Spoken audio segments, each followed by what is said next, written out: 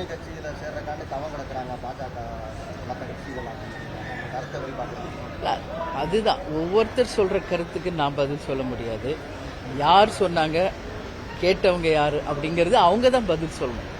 அது அந்த மாதிரி மற்றவங்க பேசுறதுக்கு நம்ம பதில் சொல்லவே முடியாது. அது என்னை பொறுத்த வரைக்கும் நான் நேற்று உலக மகளிர் தினம் தலைமை கழகத்தில் மிக சிறப்பாக நடத்தணும்.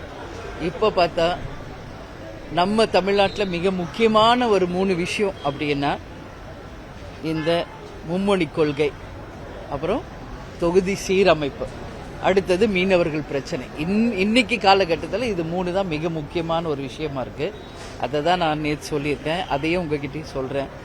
தமிழ்நாட்டை பொறுத்த வரைக்கும் தமிழ் மொழி தான் நம் தாய்மொழி, உயிர்மொழி. தமிழ் நிச்சயமாக தமிழகம் முழுவதும் கட்டாயமாக்கப்பட வேண்டும். கட்டாயமா எல்லாரும் தமிழ் படிக்கணும், அது கட்டாயமாக்கப்பட வேண்டும் அப்படின்றதுதான் தேமுதிகவின் நிலைப்பாடு. அதே போல கேப்டன் எப்பொழுதுமே சொல்றது அன்னை மொழி காப்போம், அனைத்து மொழியும் கற்போம் அப்படிங்கிறது தான். அதுதான் தேமுதிகவினுடைய நிலைப்பாடுன்றதையும் நான் உறுதியா பதிய வைக்கிறேன். அதே நேரத்தில் இன்னைக்கு தொகுதி சீரமைப்பு அப்படின்னு நம்ம பார்த்தோம்னா எம்பி தொகுதியில 40 தொகுதிகளுக்கும் கம்மியா குறைக்கின்ற ஒரு நிலைப்பாடு இருப்பதாக கருத்து இருக்கிறது. ஆனால் அதிகாரப்பூர்வமாக மத்திய அரசு இதுவரைக்கும் அதை பற்றி எந்த அறிவிப்பும் தராத போது அதை பற்றி நாம பேசுவதற்கு எதுவுமே இல்லை.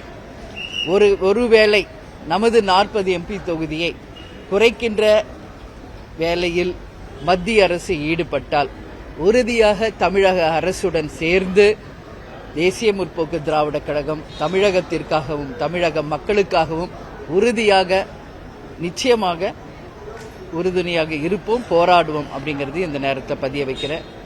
நம்ம இன்னைக்கு மதுரையில இருந்து நான் பேசுறேன். நமது மீனவர்கள் தொடர்ந்து பாதிக்கப்பட்டிருக்காங்க. இது ஒவ்வொரு நாளும் ஒரு நிகழ்வா நடந்து கொண்டிருக்கிறது. இதை ரொம்ப ஒரு மனவேதனையோடு நான் இதை பதிய வைக்கிறேன்.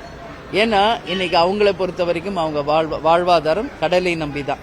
அப்படி இருக்கும் பொழுது இலங்கை சிங்களத்து மீனவர்கள் அந்த படையினால அவங்க தினம்தோறும் தாக்கப்படுவதும், அவங்க உடைமைகளை திருடுவதும், அவங்க உயிருக்கு எந்த உத்தரவாதம் இல்லாமல் இருப்பதும், அவர்களை கைது செய்வதும் நிச்சயமாக மத்திய அரசு தடுக்கணும்னு சொல்லி நான் கேட்டுக்கிறேன். இப்ப கூட நமது பாரத பிரதமர் அவர்கள் ஸ்ரீலங்காக்கு போக இருக்கிறார் என்ற ஒரு செய்தியை கேட்டேன். உறுதியாக அவர் ஸ்ரீலங்காக்கு செல்லும் பொழுது நமது தமிழக மீனவர்களுக்கு இனி வரும் காலத்தில் எந்தவித அச்சுறுத்தலோ, உயிருக்கு எந்த அச்சுறுத்தலோ, அவங்க உடைமைகளுக்கு அச்சுறுத்தலோ இல்லாமல் அவர்களை காக்க வேண்டி மிகப்பெரிய ஒரு ஒப்பந்தத்தை பாரத பிரதமர் அவர்கள் இலங்கை அரசுடன் போடணும்னு சொல்லி நான் கேட்டுக்கிறேன். இதுக்கு எல்லாத்திற்கும் முத்தாய்ப்பா நமது கச்சத்தீவை மீட்டெடுக்கணும். இதுதான் மிக மிக முக்கியமான ஒரு விஷயம். கச்சத்தீவை எப்ப நம்ம விட்டு கொடுத்தோமோ அப்புறம் தான் மீனவர்களுக்கு இவ்வளோ ப்ராப்ளம் இருக்குங்க. அதனால நிச்சயமாக கச்சத்தீவை மீட்டெடுத்து நமது மீனவர்களுக்கு எல்லா வகையிலும் பாதுகாப்பை இந்த அரசு உறுதி செய்யணும். அதனால பிரதமர் அவர்கள் ஸ்ரீலங்கா செல்லும் பொழுது இதற்காக ஒரு உறுதியான ஒரு ஒப்பந்தத்தை போட வேண்டும் என்றும் நான் கேட்டுக்கொள்கிறேன்.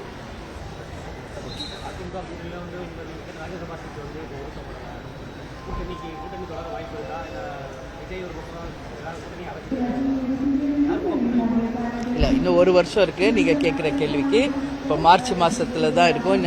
1 வருடம் இருக்கிறது. அதனால் நிச்சயமாக பொறுத்திருங்கள். அந்த காலம் வரும் பொழுது உங்களுக்கு நாங்கள் அறிவிப்போம். ஒவ்வொரு அரசியல் கட்சியும் பழைய கட்சியாக இருந்தாலும் தேர்தல் ஆலோசகர் வீத வகுப்பாளராக நியமிக்கிறாங்க.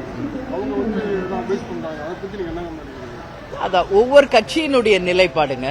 இப்ப ஒரு அட்வைசர் வைக்கிறதுனால மட்டும் 100% சக்சஸ் ஆயிட முடியுமான்றது கிடையாது. அதனால அந்த கட்சியினுடைய வியூகம் அது. பட் கேப்டனை பொறுத்த வரைக்கும் எப்பொழுதுமே மக்களை தான் நம்பினாரு.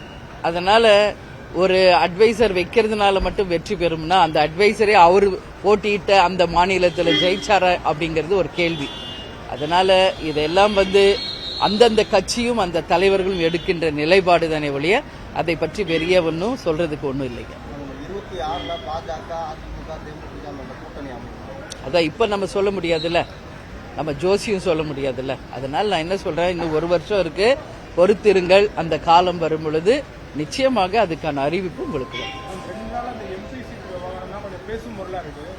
இந்த விவகாரத்தில் வந்து நமக்கும் அதிமுகவுக்கும் சின்ன மன வருத்தமோ சங்கடங்களோ எதுவும் இருக்கா? அதை வெளிப்படையாக நீங்கள் சொன்னீங்கன்னா நல்லுறவு தொடருதா?